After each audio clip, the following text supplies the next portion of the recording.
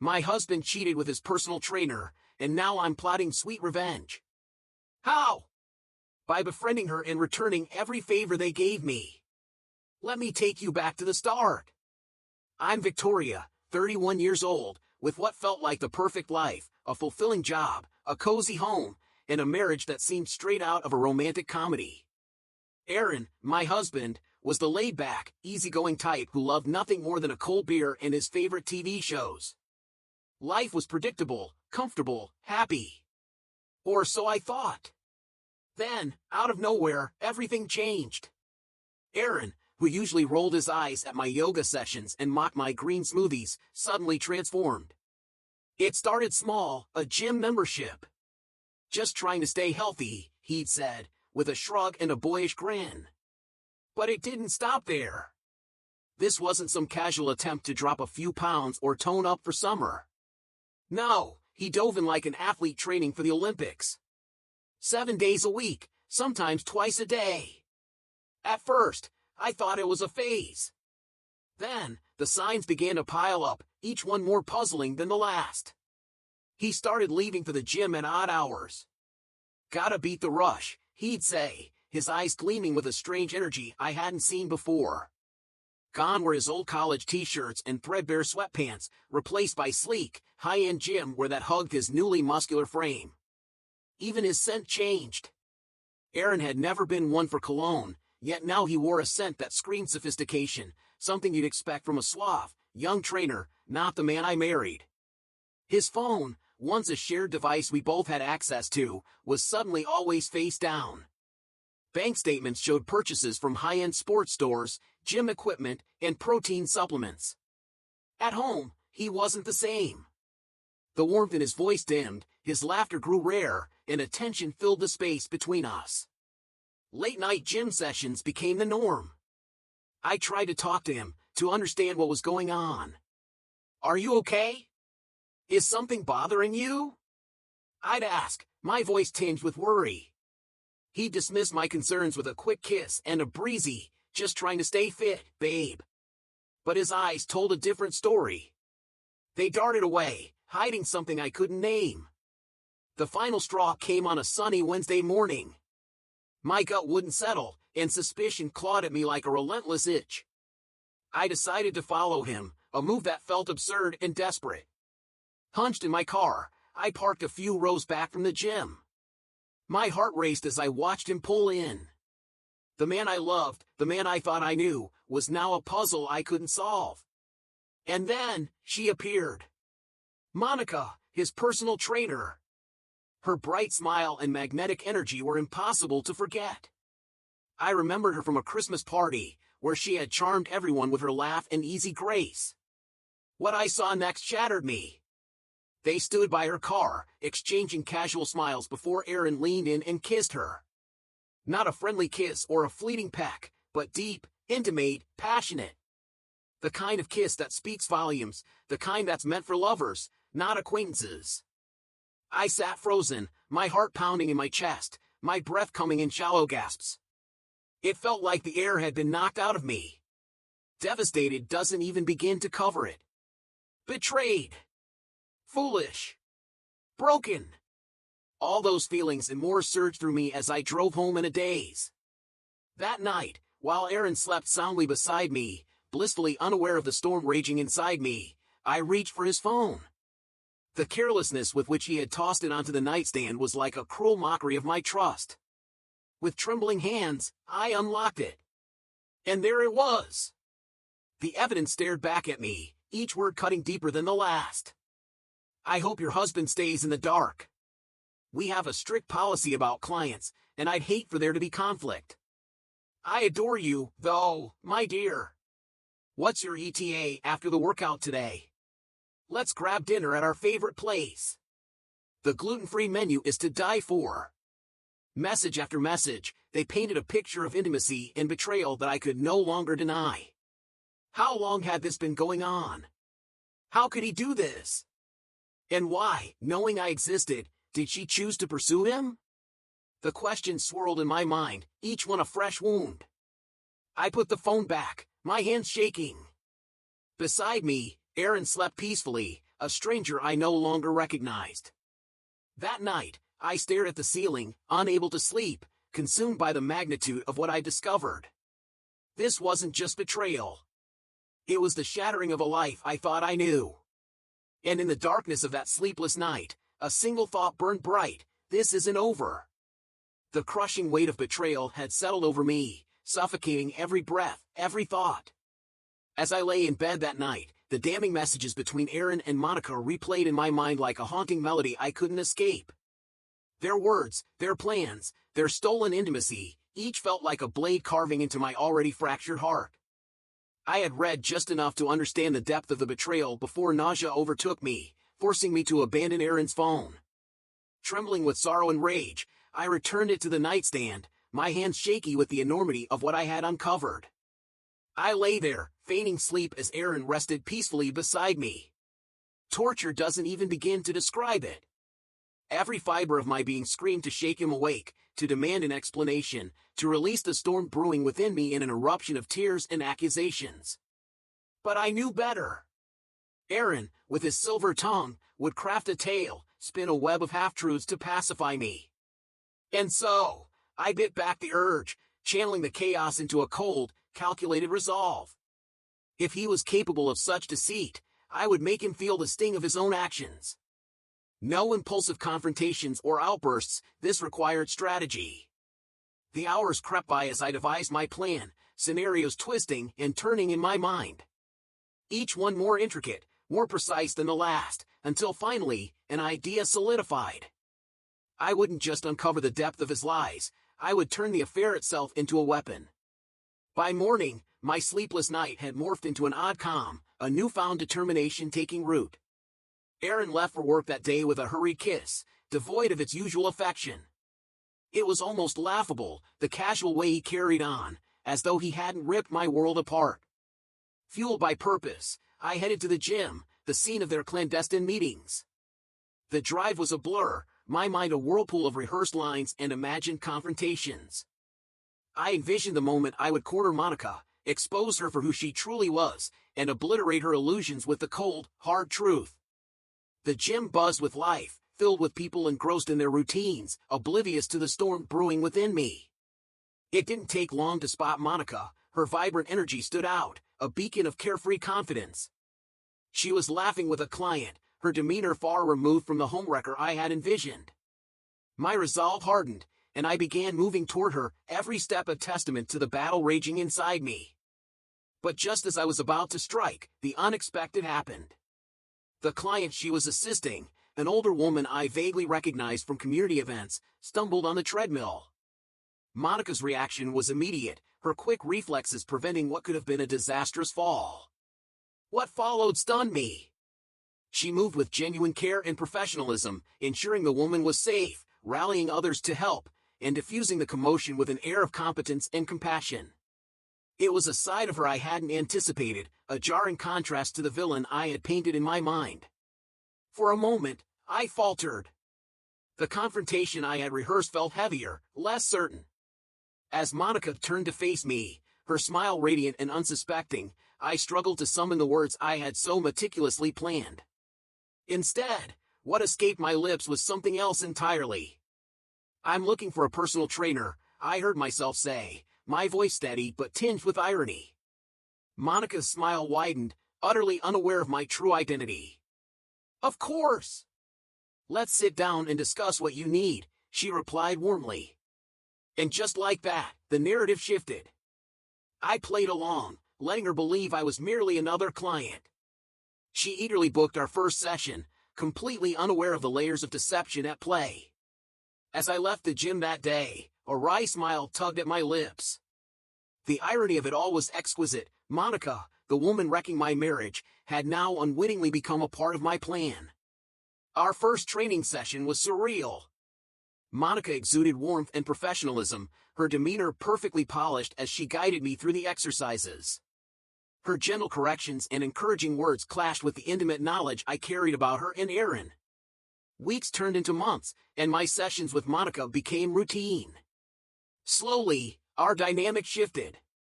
She began to open up, sharing pieces of her life, her dreams, her past relationships, her vulnerabilities. Each revelation added layers to the person I thought I knew, complicating my emotions in ways I hadn't foreseen. What had started as a quest for vengeance began to blur into something more intricate. Monica wasn't just a woman who had intruded on my marriage. She was human, with her own struggles and stories. Our sessions extended beyond the gym, spilling into coffee dates and shopping trips. The line between enemy and acquaintance blurred further, leaving me questioning not just my plan but also the person I was becoming. I was becoming someone different, stronger, more controlled, and somehow more empathetic. In ways I hadn't expected, the time spent with Monica was reshaping me into a version of myself that I had never known. Not just physically, but emotionally, too. Each sip of coffee, every smile we shared, made me wonder, how would this all unfold? Would revealing my true identity and intentions shatter the fragile bond we formed, or would it somehow unravel the lies we were all tangled in? The questions gnawed at me, but I pushed them aside. For now, I focused on the present, on the strength I was gaining, both in body and spirit. The dance of deception and camaraderie between Monica and I grew ever more intricate, and I moved through it like a chess player, my moves deliberate, carefully calculated. Weeks passed, and Erin couldn't ignore the changes in me anymore. It wasn't just the obvious transformation, the muscles that had become more defined, the way my clothes fit me differently, or the way I carried myself with newfound confidence. No, it was something more. There was a new spark in my eyes, a glint he hadn't seen in years. He looked at me and saw the woman he had fallen in love with, but stronger, unshakable. And when I spoke of Monica, my personal trainer, the one helping me rediscover myself, his expression shifted. Curiosity mingled with suspicion. He had never met her, of course, and I had kept her identity shrouded in mystery, something about her presence in my life that kept him on edge. "She's just amazing," I'd casually say, watching his face change as I spoke about her. His intrigue deepened, but so did his unease. The words were meant to be innocuous, but the satisfaction of watching his growing interest in my transformation wasn't lost on me. This wasn't part of my original plan, but I couldn't deny that it felt oddly empowering. As I embraced my new identity, something else happened. Erin began to pull away from Monica. Maybe he felt threatened by my independence, or maybe guilt gnawed at him, reminding him that his own secrets were teetering on the edge of exposure. His texts became less frequent, his late nights shortened, and his mentions of the gym lost their usual enthusiasm, now tinged with a sense of obligation.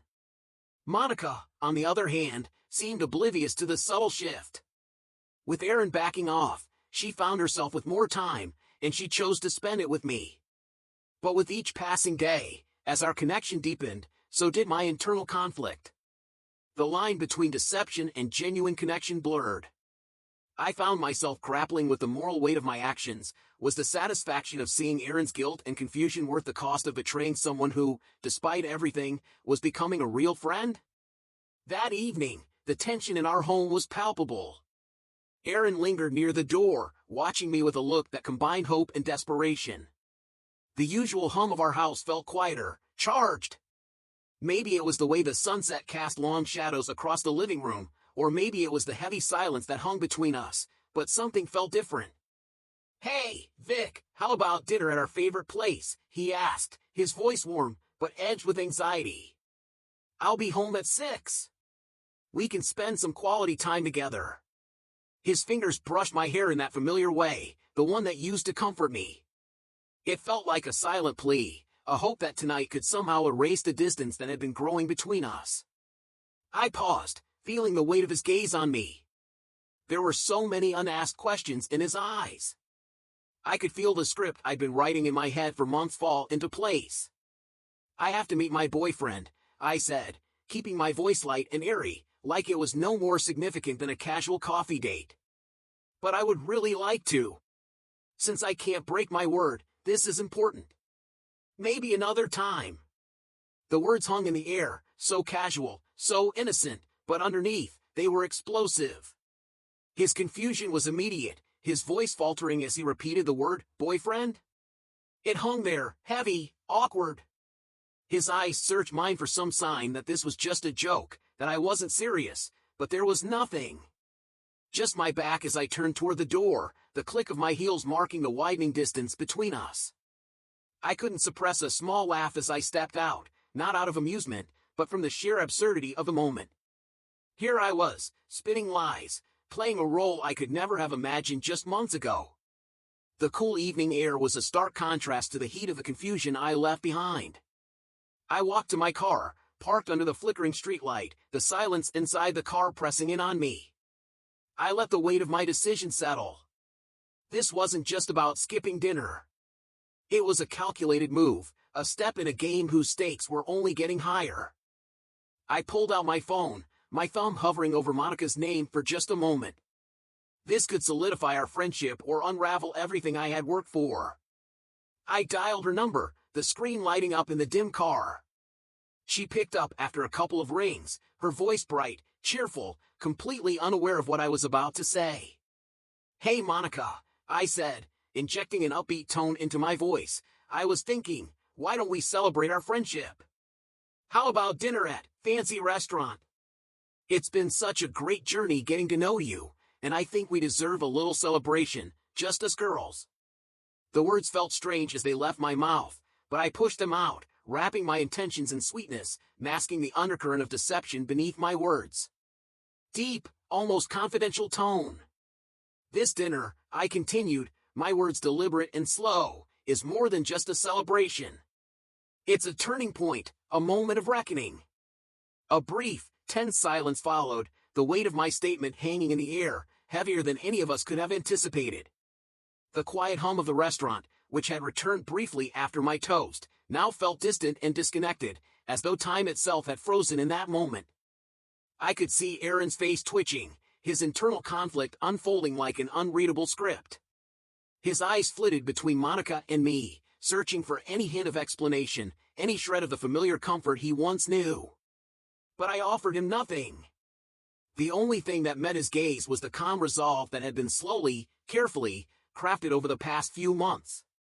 Monica, on the other hand, sat there, still as a statue, but her smile faltered ever so slightly. It wasn't the confident, self-assured expression she wore when we first entered the restaurant, but something more guarded, more wary.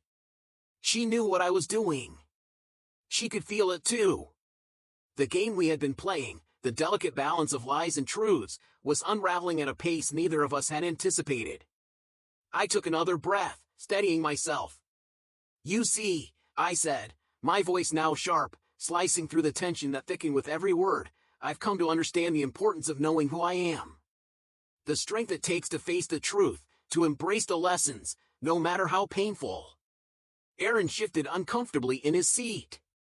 His hands were visibly shaking now, though he tried to mask it by folding them tightly together. I could almost hear the wheels turning in his head, the realization sinking in that this wasn't just about the dinner, or Monica, or me, it was about everything we had built, everything that had led us here. And then, I saw it, the flicker of regret in his eyes. It wasn't just the kind of regret you feel when you've made a mistake. It was something deeper. It was the kind of regret that comes when you know you've crossed a line, when the truth is so undeniable that no amount of denial can shield you from it. His lips parted, but no words came out. He didn't know what to say, and honestly, there was nothing left to say. Monica broke the silence, her voice steady but carrying an edge. "I didn't expect this," she murmured, her tone almost a whisper, but it carried across the table. Her gaze shifted from Aaron to me, then back again, assessing, calculating. "You're right, of course. We've all learned something along the way." There was a pause. No one moved. No one breathed too deeply. The words hung in the space between us, clinging to the air like smoke. I could feel the eyes of the room on us, their curiosity palpable. The waitstaff, the other patrons, they were all aware of the drama unfolding before them, whether they wanted to be or not. The shift in energy was unmistakable. I exhaled slowly, letting the weight of the moment settle over me. "The truth is," I began, my voice more confident now, "this dinner is about closure. A final chapter. And the lessons we've all learned. But it's also about something else, about the strength to move forward." My words landed with precision, and for the first time, I saw a flicker of something else in Aaron's eyes. Not fear, not confusion, but something deeper. Something that looked almost like acceptance. "I've moved forward," I said softly. "And now, I think it's time for you both to do the same." The tension in the air was almost tangible. Monica sat back slightly, her posture a little stiffer now. Aaron's gaze, which had been focused intently on me, now shifted away, his mind processing everything too fast for him to keep up. It was almost poetic how everything had come to a head in this one, seemingly simple dinner. All the layers of deception, all the little pieces of the puzzle, were coming together in a way none of us could have anticipated. And as I sat there, in the warmth of the restaurant, with everything hanging in the balance, I realized this moment wasn't just a test of the past, it was a test of the future. The future I was about to create. The air between us shifted, thickening with an undercurrent of tension as my voice dropped to a near whisper, ensuring that Aaron and Monica could hear every word. In the last 3 months, I have undergone a transformation, mentally and physically. My gaze locked onto Aaron's, his eyes flickering with a storm of emotions, regret, fear, and, perhaps, a trace of admiration. I could feel the weight of the moment pressing down on him. "Aaron, my love, you saw the change, didn't you?" I pushed, and his eyes quickly averted mine, unable to meet my stare. His discomfort was almost palpable as he fidgeted with his collar, an almost imperceptible acknowledgement of the accusation I had just leveled at him. "You pushed your lover away because you believed you would lose me," I continued, the words sinking in, sharp and deliberate. Turning slightly, I addressed Monica, who had maintained her calm composure until now. "And you, Monica, my dear friend," I said, my voice softening with a touch of mock warmth, "you had no idea how crucial your role was in my greater plan." Her face, which had been an expression of polite attention, betrayed a crack, just enough for me to see. The corners of her eyes tightened, her smile faltered for the briefest moment, and I noticed her posture shift, subtly leaning back, as if the weight of my words had physically affected her. Her confusion was written all over her face. The realization began to dawn on her as her expression flickered from surprise to something darker, something that tasted like fear. A shift occurred, almost imperceptibly, in the atmosphere around us. The surrounding noise of clinking cutlery and hushed conversation seemed to fade, leaving only the private storm that raged between the three of us. This was the moment she hadn't anticipated. "I'll tell you why," I continued, my voice taking on a reflective tone. "Every step of this journey, every session at the gym, every coffee, every shopping trip, was never just about rebuilding myself or forming friendships. It was about setting the stage, constructing a scenario where the truth would no longer be hidden." As the words spilled from my lips, I could see Monica processing them, the pieces of the puzzle falling into place inside her mind. Her initial shock was fading, replaced by something deeper, a resigned understanding. Her eyes flickered between me and Aaron, narrowing not with anger, but with a weary acceptance. Meanwhile, Aaron remained frozen, the nervous energy that once radiated from him now stilled by the weight of what was unfolding. He knew, in that moment, that everything had changed. Our relationships, his with Monica, mine with him, and the strained civility between me and her, had all been irreparably altered. The facade that had once stood so tall had not just cracked, it had shattered. What had once been hidden in the dark was now exposed in its raw, complicated form. "The twist," I said, my voice soft yet firm, "is that I found someone new, someone who loves me for who I am." And, as if on cue, an elegant man entered the restaurant at that precise moment, his timing impeccable. He walked straight to our table, and with a confidence that was almost too perfect to be coincidence, he took my hand. His touch was warm, grounding, everything I needed. The air around us seemed to hold its breath. "Everyone, meet my new friend, Jack," I announced, my voice ringing out with a mix of defiance and finality. The table's reaction was immediate: astonishment, disbelief, a cocktail of emotions that hung heavy in the air. "As for you, Aaron," I began, my tone unwavering, "I'm getting a divorce." I let the words settle like a stone dropped into still water, rippling outward. "Remember our prenup? The one that mentions cheating?" I held his gaze, watching as the color drained from his face, the realization hitting him like a freight train. His mouth opened, a feeble attempt at protest, but no sound escaped. I gave a brief nod toward Monica, her face now betraying a mix of fear and uncertainty. "Thanks to my new best friend here," I said, gesturing to Jack, "I have all the evidence I need. So, everything you own will soon be mine." Turning to Monica, I spoke again, my voice cool, cutting through the tension. "And as for you, dear Monica, I'm telling your boss everything. It's really not a good idea to steal someone's husband. And I'm sorry to say, but it looks like you're going to have to find a new gym." Her reaction was subtle, just the tightening of her jaw, the brief flicker of resignation crossing her features. This wasn't the outcome she had envisioned when she chose to be involved with Aaron. And now, she faced the inevitable consequences of her actions, both personal and professional. The table fell into a suffocating silence. The atmosphere, thick with tension, was heavy enough to be felt in the pit of my stomach. Around us, the world carried on, glasses clinked, voices murmured, but it was as if we were encased in our own little bubble of quiet, personal drama. I could feel the weight of my words settling on both Aaron and Monica. This wasn't just a confrontation, it was a declaration of my strength, of my independence. Turning back to Aaron, I softened my tone slightly, not because I felt any sympathy for him, but because I wanted to close this chapter with a semblance of dignity. "We had good times, Aaron," I said, my voice laced with a bittersweet finality. "But you chose this path." The words seemed to hang in the air, a weight that none of us could escape. Monica's face, once so composed, now mirrored a mixture of shock and dawning comprehension as she realized her role in the narrative I had carefully crafted. The color drained from her face, and her eyes betrayed her growing understanding that she was nothing more than a pawn in my grander scheme. Across from her, Aaron looked positively ghostly, pale, his features etched with disbelief and despair. He opened his mouth, likely to offer some kind of apology, but the words never materialized. "Vic, I'm so..." His voice was hoarse, but the apology wasn't enough. "I've had enough," I interrupted sharply, cutting him off. The finality in my voice left no room for hesitation or half-hearted attempts at reconciliation. "Keep it." The words sliced through the tension like a blade.